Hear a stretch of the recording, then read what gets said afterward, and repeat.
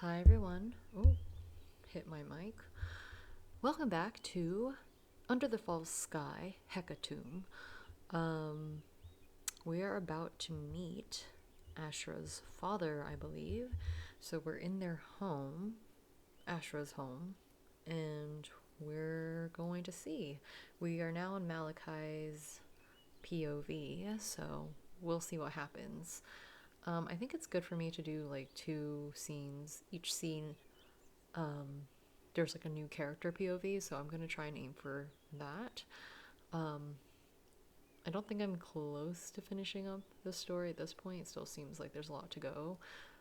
So I'm gonna continue this way. Anyways, let's just get into it. Together, Malachi and Rachel entered the foyer where their group was already waiting with questioning looks. What took you so long? Well, My laces got tangled, so I couldn't get my boots tied. Rachel was kind enough to wait for me. Okay. Okay. Though his older research colleague seemed satisfied with his answer, he could still feel her wary gaze on him. Everyone knew that Malachi was good with his hands. It always took him less than a minute to tie his boots, tangles or not. Well then, please follow me. My father is expecting us in his study. uh, Oh, all right. Malachi had already noticed it during their first encounter in the cells, but the girl's eyes seemed to glow, not just because of their light blue color. Now that you mention it, they are glowing, and I wasn't sure if that was like reflective or not, but okay. The glances she threw at the group, especially at Joseph, were full of curiosity and interest, like those of a child who had been gifted a new toy, innocent in a way. He found himself looking at his university friend, though his expression was the same as always. He's always smiling like that. Well, how should a socially awkward guy who spent more time with scientific literature than with women express himself? Malachi bet his entire fungi collection that Joseph must have been a virgin. The guy couldn't even handle a single beer. How could he possibly handle a woman? Assumptions, Malachi. The botanist had to realize this the hard way after he had dragged him to a bar on one of their first nights out to blow off some steam. One by one, the group followed the girl, whom Malachi affectionately regarded as their tour guide. In a way, all this was very much an adventure. A rather dangerous adventure, but he gladly accepted it for the chance to make new discoveries, like that huge crystal. How he would love to be back in the cave to take some more samples. There must be so many secrets just waiting to be discovered by him. He was jostled out of his euphoric thoughts as someone skirted past him, walking ahead to join the rest of the group. Rachel, the woman who usually came across as so confident, had lowered her gaze towards the floor, repeatedly running her hand across her elbow as though it were a ritual. Perhaps there was a mystery that held even more secrets than that cave. Rachel? But would this mystery ever reveal itself to him? That's an interesting analogy. After walking through a wide entrance area with very outdated furniture, the group reached an equally wide and old-fashioned study. As though they had been catapulted 100 years into the past, not a single electronic device was in sight. Okay, really old school. Piles of handwritten papers and documents rested atop a large hardwood desk, and behind that desk sat a middle-aged man. His face was dark, and his eyes were narrowed into slits, his head resting on his folded hands. The critical look froze Malachi's blood to ice. As if the stranger was holding a gun to his chest, he didn't dare to breathe. Were they already being evaluated? Dad! I brought the newcomers. Oh yes, everyone. This is my father and the chief of our village. Despite Ashra's friendly demeanor, quite the opposite of her father, an uncomfortable silence filled the room. I'm turning it down just in case I heard the music. None of them dared to say anything out of fear that it would only worsen the already tense situation. His eyes lingered on Rachel, who was standing just a few meters from him. He could clearly see her trembling fingers, which she tried to hide from the others by clasping them together. Good on you, Rachel. It's a hard feat to, act so calm when you're in fact not. Like before, an all-consuming desire arose in him. He wanted to take her hand and relieve her of this fear, to take her mind off it, even if only for a brief moment. Yet he hesitated, uncertain if his gesture might worsen her distress. Ooh, and the old lady. His eyes wandered across the room to the elderly woman sitting on the couch in front of the desk. The hood of her wide cloak pulled tightly over her face. She stared straight ahead, motionless at the wall across from her. It almost appeared as though she was unable to see the group, or rather anything at all. Her scrawny hands, covered in calluses, were clutching the wooden cane she must have been dependent on. Malachi turned to the corner of the room to their right, his attention drawn by muffled whispers. Two figures he knew, if only fleetingly, seemed to be absorbed in a discussion that was inaudible to him. They were the young woman and the man who had accompanied Ashura when she freed them from their cramped cell. Apparently, he was not the only one who noticed the two arguing, as everyone's eyes were now fixed on the quarreling couple. And so did the chief's stern look, which had been slowly focused on the group before. Chief. Sorry, Chief. It felt nice to no longer be the center of that man's anger, and the tension in Malachi's clenched fists slowly eased. Despite the fact that the situation was gradually loosening up, the botanist was still unsure how they should best steer the conversation. Even starting it was a challenge. We're pleased to make your acquaintance. Thank you for granting us leniency, though we are outsiders. This is my sister, Hilla, and my colleagues, Candace, Malachi, Phineas, and Rachel. And my name is Joseph. Huh? It happened again, first in a cell, and now here. Joseph, the nerd who usually kept to himself, spoke up in front of everyone. Normally, he was reluctant to engage in conversation and was a master at passing the burden of such tasks on to others. So, why now? Well, You shouldn't thank me, but my daughter. Thank me, but my daughter. It is because of her that you are allowed to keep your heads. For now. How nice of him. Yes. And for that we're eternally grateful. It was never our intention to trespass on your region, let alone find ourselves in that cave. What brought you so deep into the forest, anyway? Usually only foolish outsiders with a death wish or those who are eager to test their limits end up there. We are researchers who have volunteered to help the local region. The area has been struck by all kinds of inexplicable natural disasters, and an equally mysterious disease claiming countless of lives. Once again, there was silence. Contrary to any kind of reaction, they received no response at all. To Malachi, the news did not seem like a surprise to the villagers in the room, as if they already knew about that situation. But how could that be, when this village was so cut off from the rest of civilization? In any case, they quickly drew the conclusion that these phenomena must be related to the forest. So, we and all the other scientists from afar were tasked with taking samples from here. But how did you get into the cave, let alone to the crystal? It's strictly guarded by my people. Well... So, to everyone's surprise, it was Candace who now raised her voice and answered the question in Joseph's stead. She almost looked like a little mouse, cowering in a corner, facing her fate at the claws of a huge cat towering over her. So, this might sound a bit strange, but when we took a break, the ground suddenly collapsed beneath our feet, and we just fell, and splash. Suddenly, we were in that lake. What? What did you say? The ground below you collapsed? Yes! The confusion on the poor girl's face was plain to see. She had probably never even heard of a sinkhole before. Helplessly, she looked first to her father, and then to her friends who were still standing in the corner of the room. Well... They're called sinkholes, and they are not really uncommon. They usually occur when the top layers of the soil cave in. It's like,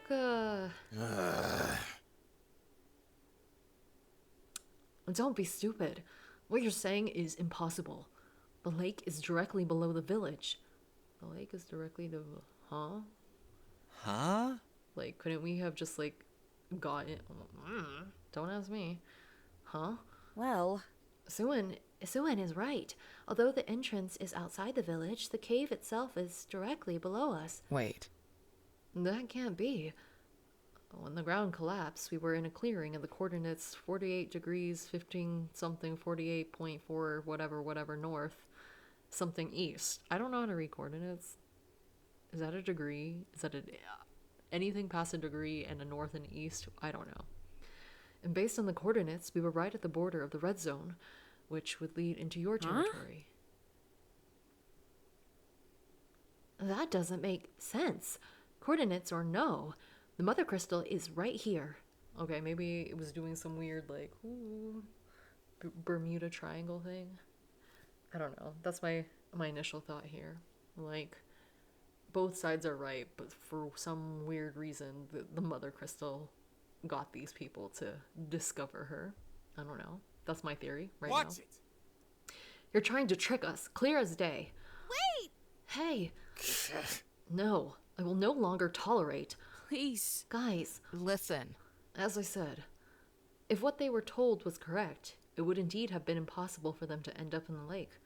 However, there was no logical explanation that would suggest that this was the case. Unless everything that had happened before had been an illusion. Also possible. Still, was it possible for 6 people to have the same hallucination? I think so. Had they eaten something bad? Had they been exposed to some kind of gas? Maybe it was the mother crystal. That's my guess. Producing the hallucination. No. And that still wouldn't solve the question of how they had gotten into the cave. Silence, said the old woman. I forgot how to do the old woman voice. Amidst the chaos of conflicting voices, Malachi's thoughts spun like a storm in his mind. Suddenly, a loud, grating shout engulfed all of them. The loud voice originated from the couch where the elderly woman was sitting. With her head still turned towards the wall, one would have thought that she hadn't moved a muscle, that she was simply a doll. Wait. But, Elder, silence, child. You must not let your own stubbornness blind you. Both your truths are reality. Okay, I feel that. Granny! Granny, how is that even possible? Ha ha ha. It would only be possible if we teleported. Precisely. Come again? What does she mean by that? How could teleportation be possible? There was no scientific explanation for that. But there weren't any for the miracle water, either. The water that had regenerated Candace's severely broken leg back to its original state. This had to be a dream. Yes, right.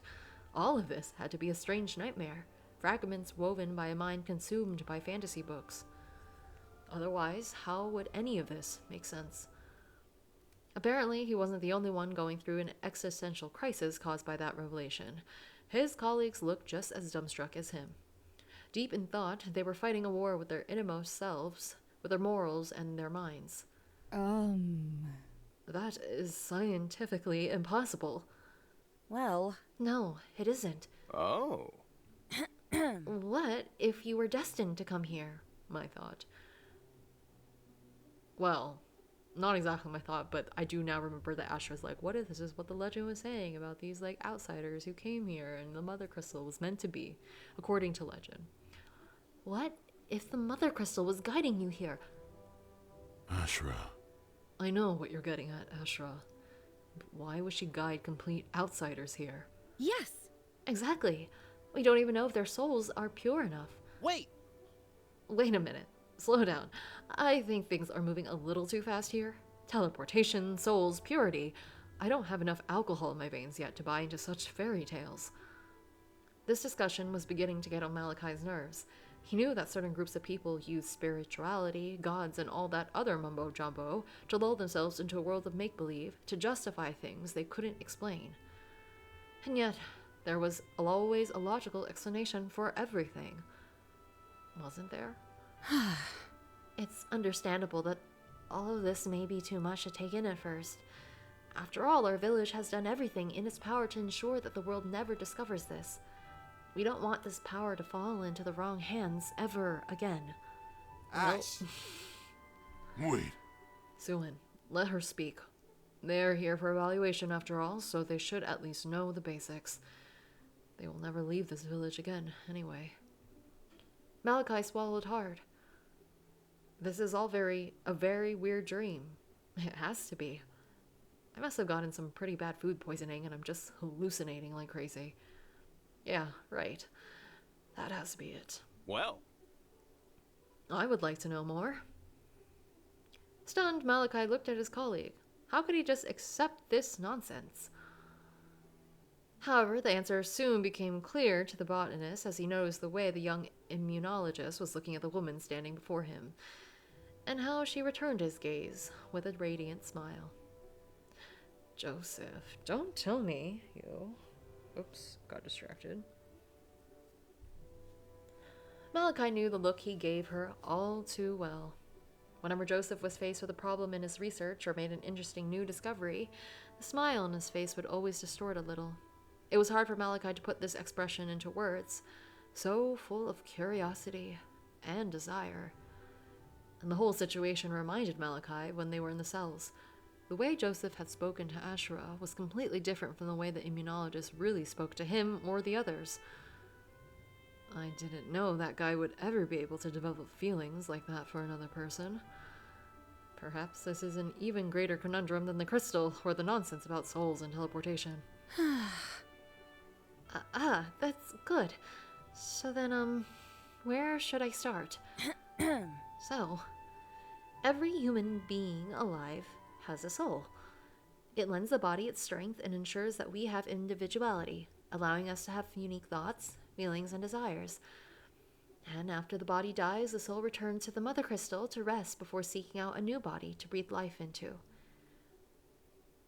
No matter how hard she tried to explain it, to Malachi it sounded like the ramblings of a crazy author in some weird, surreal fantasy novel, but nothing based on objective reality.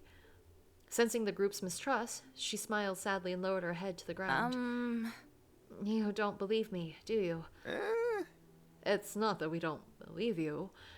It's just hard for us to comprehend, because it turns reality and everything we know upside down. I see. Would an example help visualize the whole thing? With a simple yet graceful gesture, she pointed to the sofa across from where the elderly woman was sitting. Since Father insisted that you get evaluated, we might as well kill two birds with one stone. Ash, they're outsiders. What good are they going to be?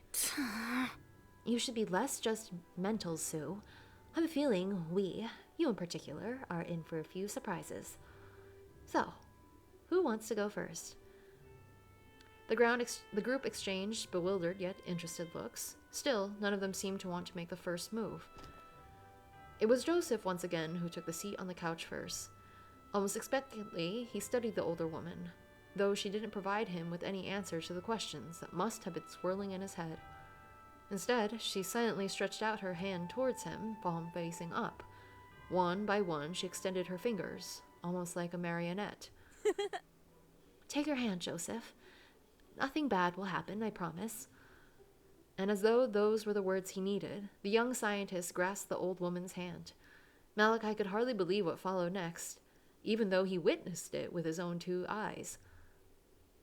In the blink of an eye, his friend was enveloped in a dazzling blue light. It blazed like a flame, yet it didn't seem to burn him. It reminded the botanist of the radiance of the crystal that he had seen just a few hours prior, which had almost made him faint out of sheer excitement. Was everything he had known until now a lie? As soon as Joseph let go of the woman's hand, the light subsided. Candace was the first to find her words. Wow. How is that possible? We could ask the same. Who would have thought that the people from outside could have such a high level of purity? What? Level of purity? What's that? Well, In practice, it indicates how compatible you are with the mother crystal. or rather, how mentally resilient you are. It is said that the further the soul has to travel to and from the mother crystal, the more it loses its purity, but apparently there are exceptions. With a tired groan, Joseph pulled himself back onto his feet and gestured for someone else to take his place. Go for it, Finn. With a pat on the back, Candace pushed the visibly nervous and confused Phineas forward as the boy frantically looked around in terror. What? Me? Yes! Duh. Who else? Trying to accept his impending fate, he took the seat, gulping audibly, and placed his trembling hand on that of the woman. The boy's eyes were tightly shut, hoping that nothing would happen to him as long as he didn't look. But unexpectedly, nothing happened. Not the spectacular light which had embraced Joseph before, nor anything else out of the norm. Everything remained exactly as it was. The same was the case with both Hilla and Rachel, eliciting disappointment from most of the people present. And now, all eyes were on him, Malachi. All this time he had convinced himself that this was just a dream. So why was he getting so nervous? And why does his heartbeat become heavier with every single step he took towards the couch? What does it mean if, like, the light doesn't glow for you? Are you just, like, regular? You're like, cool, as long as you're not, like, beaming super red or whatever, different color, then you're, like, solid. You're still pure, but maybe not a high level, like Joseph apparently is. Its cushions were surprisingly soft, almost to the point of making him fear he would be swallowed whole. But the comfort also made him incredibly tired. Everything that had happened that day was finally catching up to him. No, focus. I have to pay attention. Reaching out, he grasped the outstretched hand as if it were a saving anchor. And instantly, he was overcome with an exhilarating sensation, like an electric shock. A numbing tingle rippled from his fingers, through his body and down to his feet. His whole body went limp, and all the tension he had felt before was gone. Like a mild, refreshing breeze had just carried it all away. But there was no blue light. Hey. Are you all right? Yeah. It was difficult for him to find his way back to the present. He had never felt such an intense and simultaneously relieving sensation before. Neither a good workout nor a long night of slumber made him feel as refreshed as he was now. Okay. Okay, now it's my turn. Malachi barely managed to get up on his own with his shaky legs when the overly energetic Candace sprinted past him and dropped onto the cushion. But before he could even make it back to the rest of the group, a sudden powerful gust of wind swept through the room, scattering the documents on the desk and causing the windows and doors to burst open. The wind was so strong that it pressed against his back and propelled him forward. With his unsteady legs, it was almost impossible for him to maintain his balance. Had it not been for Rachel, who stood in his way and caught him with all her strength, he would have probably crashed into the wall.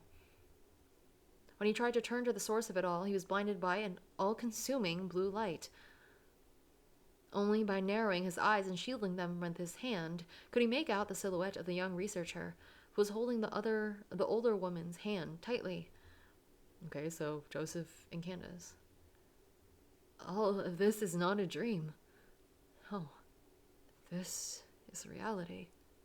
Our reality. Oh my gosh. Oh, right, because this is a demo. I literally did not think it'd be ending right here. What does that mean? What does the blue mean? And I know you're watching this. What does it mean? Dang, I need to know. Yay. Lovely people. Shout out to the proofreading and editing team. Mostly because I've been in proofreading and editing before. Have fun. And QA. We love QA. We love everything. Everyone, I love all the partial voice acting. Like little, what do you call this? Bites, so to speak. Very fun. Oh, I wasn't ready for that. I need answers. I need answers now. When is the rest of this coming out? I literally didn't think, I thought I would have like more time, like another scene or something. But I guess I was leading up to, you know, all of that. Gosh. It was really good. I need to know, maybe there'll be another jam in which this will be fully completed. Thank you for making this. Thank you to the team. Okay, so that was the demo for Under the Fall Sky Hecatomb. I can see maybe why we have these teal colors, given that we saw that kind of similar light when Joseph and Candace were holding the elder's hand. So there's something there. I'm really just like, I kind of want to go back. I want to go to this beginning part and understand what was happening. Okay, we're just gonna okay, so this is in the future, because what we were witnessing is everything else. So a woman, Noah. Okay, the monster who was to blame for the untimely deaths of so many innocent people. And this is Joseph that we're looking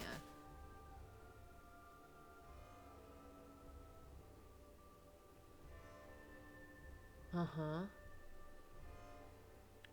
But he's responsible, apparently, for a whole bunch of misery and pain.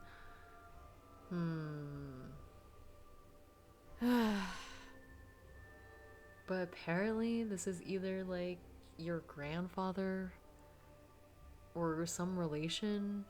Well, maybe even not. Maybe, I'm assuming that Joseph and Asher get together, but maybe they didn't, and Asher ends up with someone else, and that's why this person, Noah, has the same, like, similar eye color, has inherited the like, is now the, like, the priestess, like Asherah was. So maybe Noah, as the priestess, is, like, just coming from the village and trying to save, prevent any further damage from being done. Also, what happened to Noah's hand? Is that like a glove, or is that like a prosthetic? I'm curious. I'm just like, I need to know. You do have her eyes. What? She's never forget. Huh? Well... What's the point? So, did something happen? Did Joseph save Asher? I'm assuming... I'm making speculation. I'm speculating that Joseph saved Asher, and then that led to a whole, whole slew of things, But the eyes, okay, so the eyes don't necessarily have to be genetic, but it may be passed down for, like, each person who takes the role of priestess. Would you willingly give your own life to save those of thousands of others, even if it meant leaving your loved ones behind? Yes. Huh? Okay, yet you don't have a single drop of blood in her. Your eyes are the best evidence of her existence. What? within you. Okay, so yeah, there's something with the role of the priestess or something. Or a soul. Oh yeah, because they're mentioning... Okay. The other thing about the souls, at least how souls are defined here, or how it works, apparently, is that souls give strength, power, energy to a body, and once they are done, the body dies, then they go back to the mother crystal, which inevitably means that, like, certain memories, or maybe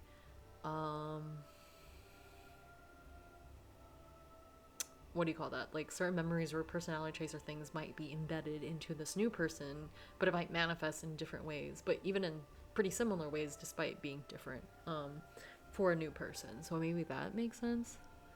Okay, and now I'm gonna quit because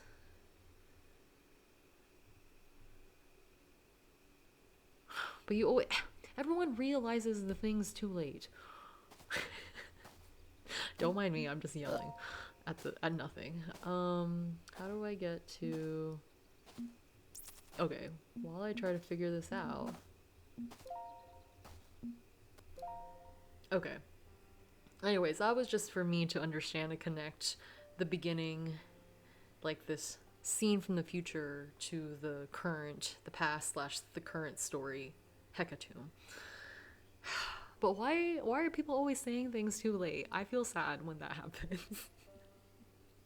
Anyways, that's not the point. The point of this story is like very complex and I love it, but also makes me sad when things happen to people, good people, or you know, I say good people, but we're all flawed. Good, flawed people. Flawed but good people. And you know, it's fine because it can be reality. So, anyways, I'm not going to ramble any further. But if you like this demo of Under the False Sky Hecatomb, then please press the like button and feel free to subscribe to my channel for even more Under the False Sky playthrough content. I do intend to keep looking at these games. The ones I have to do are the new one, which is also from a more recent game jam, and one that I can't remember the game jam. I think it was I don't even know what the name of the game jam was at this point. I think it's NaNoRenO from 2024, so back in May, April.